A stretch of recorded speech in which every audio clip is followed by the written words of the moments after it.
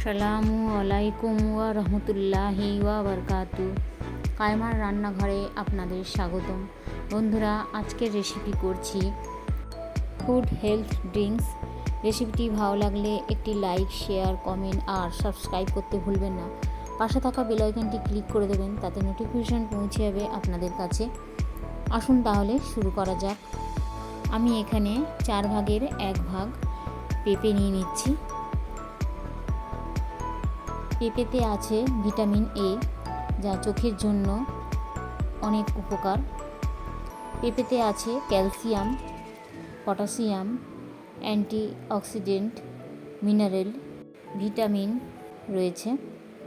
পেঁপেতে আছে এ, সি আর ই। পাকা পেঁপে সুগার পেশেন্টের জন্য ভালো, সুগারের জন্য প্রতিরোধ করে।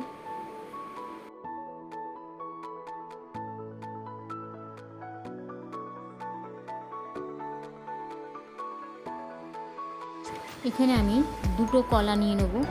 কলায় রয়েছে ক্যালসিয়াম, ফাইবার, ম্যাগনেসিয়াম আর কলার মধ্যে রয়েছে আয়রন, যা রক্তে হিমোগ্লোবিনের পরিমাণ বাড়ায়।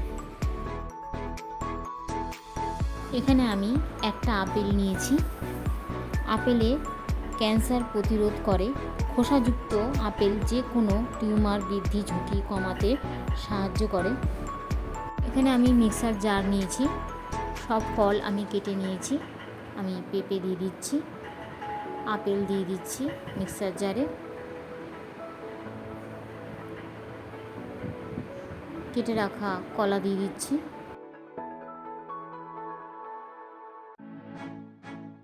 One teaspoon cocoa powder add করছি আর 1 গ্লাস দুধ, ঠান্ডা দুধ অ্যাড করে দিচ্ছি। আমি ভালো করে ব্লেন্ড করে নেব। ব্লেন্ড করা হয়ে গেছে। আমি একটা সেভিং গ্লাসে সার্ভ করে নিচ্ছি।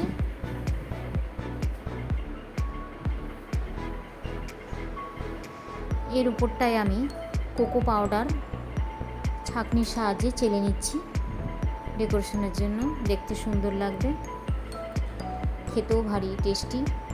আপনারাও এইভাবে বাড়িতে তৈরি করুন, খুব সুন্দর খেতে, দারুণ টেস্টি, হেলথের জন্যও ভালো।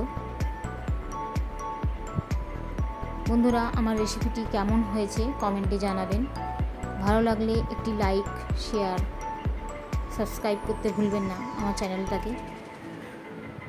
পাশে থাকা বেল আইকনটি ক্লিক করে দেবেন, তাতে নোটিফিকেশন পৌঁছে যাবে আপনাদের কাছে।